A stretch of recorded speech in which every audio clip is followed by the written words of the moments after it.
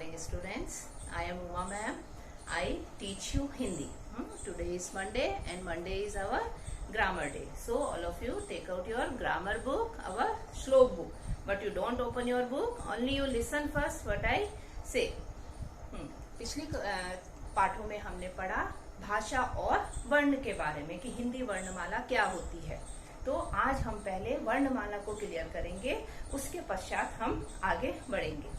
सबसे पहले तो आपको पता है कि स्वर और व्यंजन इन दोनों के मेल से ही वर्णमाला बनती है। स्वर और व्यंजन,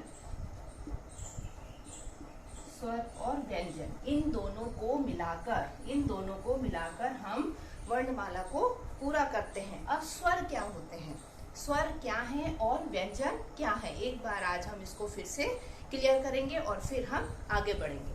स्वर अ से लेके जो अ आ आपने पढ़ा है ये क्या कहलाते हैं, स्वर। और क ख ग जो है, क ख जो ये हमने पढ़े ये क्या है, व्यंजन है।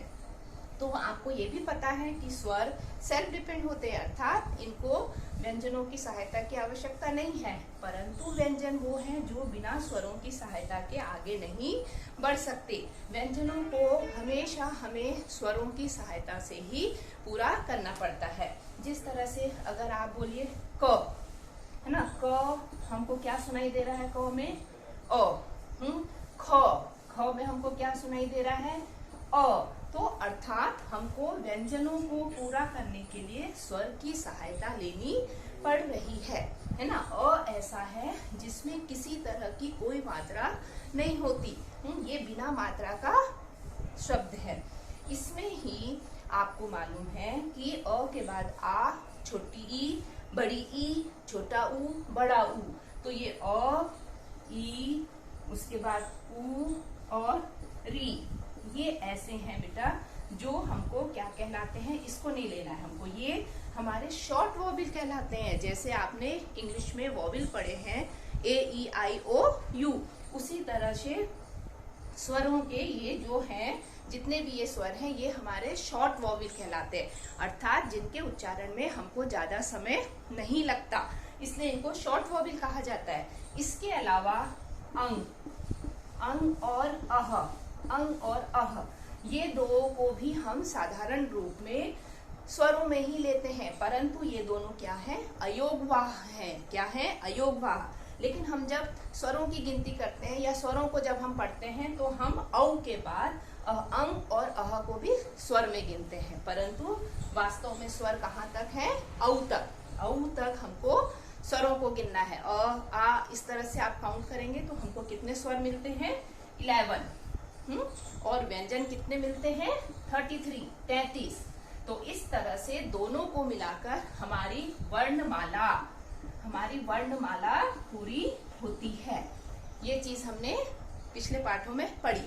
उसके अलावा हमने पढ़ा भाषा क्या होती है। आपको पता है जो भी कुछ हम बोलते हैं, हम हिंदी इस भारतीय प्रदेश में रह रहे हैं इसलिए हम मुख्य रूप से हिंदी बोल रहे हैं, परंतु हर क्षेत्र की, हर प्रदेश की अपनी अपनी भाषा होती है। वहाँ के रहने वाले लोग उस भाषा का ज्यादा प्रयोग करते हैं। तो वो हमने भाषा और वर्णमाला पिछले 2 चैप्टरों में हमने ये पढ़ा। अब आपको समझ में आ गया कि जब मैं मात्राओं की बात कर रही हूँ तो हम किस पाठ को आज पढ़ेंगे। आज हम जिस पाठ को पढ़ेंगे उसका नाम है मात्राएं। ये देखिए, ओपन करिए सब लोग, पेज नंबर 17, मात्राएं। देखिए आपकी हेडिंग के नीचे भी लिखा हुआ है सिंबल ऑफ वॉवेल्स। अभी मैंने आपको वॉवेल्स के बारे में बताया कि जो ये है बेटा, अ से लेके ये हमारे शॉर्ट वॉवेल कहलाते हैं, आ नहीं आता उसमें, ठीक है ना। तो वही चीज हम पढ़ेंगे। सिंबल्स माने उनकी पहचान, उनके निशान। तो देखिए इसमें भी आपको पूरे इस पेज में आपको यही बताया गया है कि व्यंजनों में कौन से स्वर की मात्रा लेनी पड़ी, कौन से स्वर का चिन्ह हमको प्रयोग करना पड़ा। तो जो स्वरों के जो चिन्ह हैं, स्वरों के क्या हैं, चिन्ह, जो ये मात्राएं हैं इनको साधारण रूप से चिन्ह कहा जाता है, और यही चिन्ह क्या कहलाती है, मात्रा। स्वरों के जो चिन्ह हैं ये क्या कहलाते हैं, मात्रा। स्वरों के चिन्ह मात्रा कहलाते हैं। अब हमने, जैसे आप देखिए फॉर एग्जाम्पल, कोई सा भी हमने व्यंजन लेना है, हमने प लिया, मैंने इसमें प्लस औ कर दिया, पौ हो गया, ना। अब ये क्या है, ये औ है, औ है। तो आपको पता है कि बिना स्वर की सहायता के हम कोई भी व्यंजन को पूरा नहीं कर पाएंगे। ये सारे उदाहरण आपको वही चीज के दिए हुए हैं कि कौन से स्वर का चिन्ह हम प्रयोग करेंगे ताकि हमारा व्यंजन पूरा हो सके। अब आप सब लोग डेट डालिए और पेज नंबर 18 में आइए। पेज नंबर 18 में देखिए, हमको इन्हीं सब चीजों के बारे में बताया गया है कि किस तरह से हमको अगर पिक्चर है तो उसमें कौन सी मात्रा हम लगाएंगे कि हमारा सार्थक शब्द बने, हमारा सही शब्द बने। केवल हमको पिक्चर पे ध्यान नहीं देना है, बल्कि आपको ये चीज पे ध्यान देना है कि किस मात्रा का प्रयोग करके हमारा शब्द पूरा बनेगा। देखिए, सबसे पहले बना हुआ है आम। चलिए, अगर हम यहाँ इसको नहीं भी लिखते, हमने आम बनाया, ठीक है ना, हमने आम बनाया और लिख दिया मैंने अम। अब आपको पता है, यहाँ तो आप चित्र देख के समझ जाएंगे कि भाई यहाँ पर अम लिखा है तो अम तो कुछ नहीं होता, ये तो आम बना हुआ है। तो हमको यहाँ पर कौन सी मात्रा लगानी है, आ की। हमको आ का चिन्ह प्रयोग करना है, तो ये क्या हो जाएगा, आम। उसी तरह से देखिए, उसके नीचे बना हुआ है सेब, सेब बनाए। अब उसमें भी लिखा हुआ है ब। अब आपको पता है कि ऊपर बना हुआ है सेब, सेब। तो यहाँ पर सब लिखा है, सब माने तो लोग, बहुत सारे लोग, सब लोग बैठे हैं, सब लोग क्या कर रहे हो, ये हो गया। लेकिन यहाँ पर हमने देखा कि सब लिखा है तो शब नहीं होगा, क्योंकि ऊपर सेब बना है। तो ए किसमें सुनाई दे रहा है, आप पहले उसको प्रोनाउंसिएशन करिए, उस शब्द का सही उच्चारण करिए, आपको खुद ही समझ में आ जाएगा कि यहाँ पर कौन सी मात्राओं का हमको प्रयोग करना है जिससे कि हमारा शब्द सही बने, सार्थक शब्द बने। तो क्या किसमें ए की मात्रा सुनाई दे रही है, देखिए बोल के उसको, से ब। स में किसमें सुनाई दे रही है, स में, तो से ब। तो हम यहाँ पर क्या करेंगे, ए। तो ये क्या बन गया, सेब। इसी तरह से बेटा देखिए, आपके सारे शब्द हैं यहाँ पर कल लिखा है, जो कि पिक्चर किसकी बनी है, केल लिखा है, जबकि पिक्चर किसकी बनी हुई है, केला की। आपको पता है केला, तो हम यहाँ पर क्या लगाएंगे, आ। कहाँ पर आ सुनाई दे रहा है, आ। पेज नंबर 18, पेज नंबर 18 देखिए, केला। उसके बाद बना हुआ है क, ये देखिए, क आ। और ऊपर चित्र बना हुआ है कौआ, कौआ है ना। तो हमको औ, औ किसमें सुनाई दे रहा है, कौ आ। बोल के देखिए, कौ आ। तो हम क्या करेंगे, कौ में आओ, कौ औ की मात्रा है ना। अगर हम ओ की लगा देते हैं, अगर हम ओ की मात्रा लगा देते हैं तो ये क्या हो जाएगा, को आ।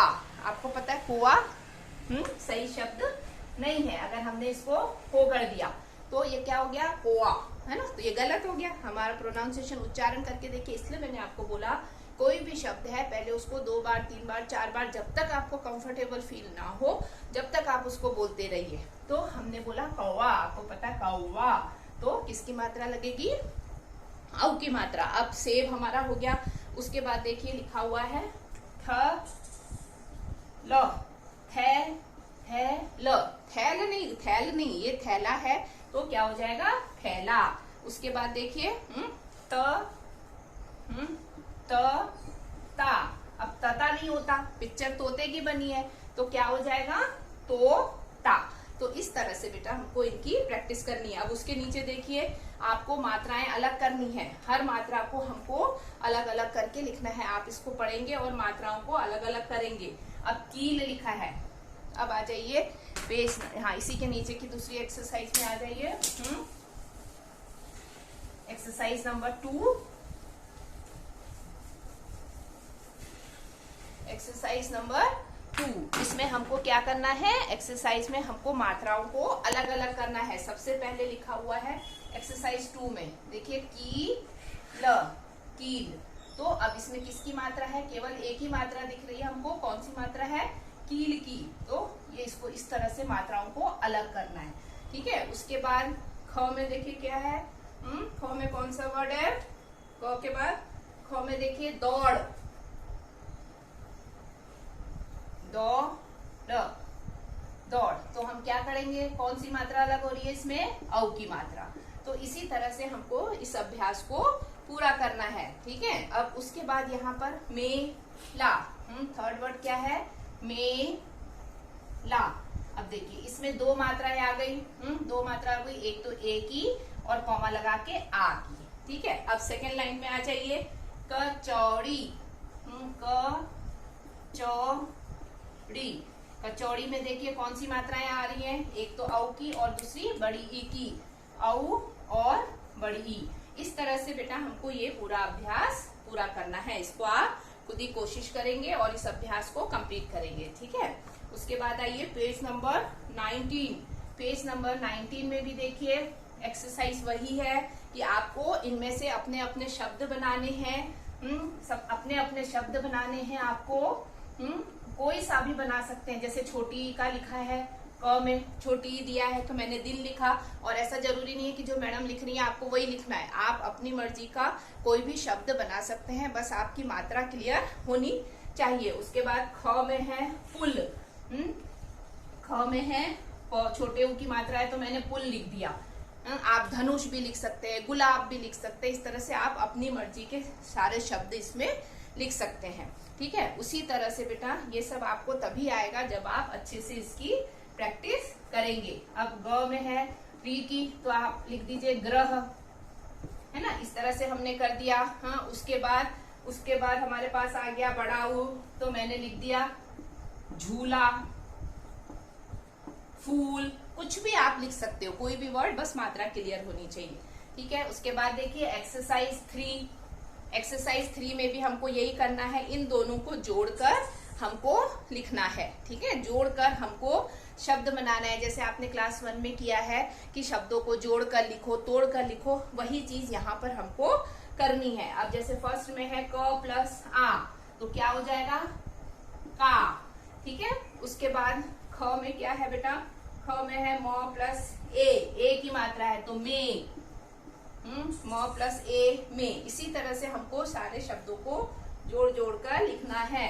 थर्ड वाला ये देखिए, इस तरह से हमको बस कुछ नहीं करना है, केवल प्लस हटा के इनको जोड़कर लिख देना है, ठीक है। उसके बाद नीचे जो है आपका क्वेश्चन, इसमें बिना मात्रा के आपको 6 शब्द लिखने हैं, ये आपकी मर्जी है, आप कोई से भी 6 शब्द लिख सकते हो। जैसे मैंने लिख दिया रथ पथ, तो ये आपका एक तरह से तुकांत शब्द भी हो गए और बिना मात्रा के शब्द भी हो गए।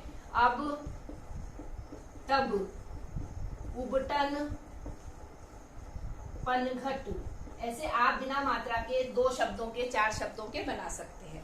अब उसके बाद लास्ट एक्सरसाइज में आइए, देखिए लास्ट एक्सरसाइज, यहाँ पर भी हमको क्या करना है, सारी मात्राओं के ही शब्द बनाने हैं। इससे आपको कोई से भी शब्द अपनी मर्जी से बनाने हैं, ठीक है। अब जैसे यहाँ पर बड़ी ई है, उसके बाद ए है और फिर ओ है, तो इस तरह से आप अपनी मर्जी के शब्द बना सकते हैं। ऐसा कोई जरूरी नहीं है कि जो शब्द मैडम ने लिखा है आप वही लिखेंगे, आप खुद भी शब्द बनाइए, बस आपकी मात्रा क्लियर होनी चाहिए। जैसे आ के आपके लिखे हुए हैं, अब ये बड़ी ई है, आपको पता है बड़ी ई है तो लिख दिया मैंने सीता मीता, ठीक है। उसी तरह से ए के है तो ए में आप क्या कर सकते हो, रेल मेल। और फिर हमारे पास आ गया ओ का, और भोर। इस तरह से बेटा मोर, आप अपनी मर्जी के शब्द बनाएंगे, खुद ही कोशिश करेंगे और मात्राओं को क्लियर करेंगे, ठीक है। ऑल ऑफ यू, आज आपको इनको सबको पढ़ना है, पूरी मात्राओं को रिवाइज करना है अच्छे से, ठीक है। इस पे कुछ नहीं है बेटा, बस ध्यान से करो और शब्द अपने आप बनाने की कोशिश करेंगे, ठीक है। Okay all of you, have a good day.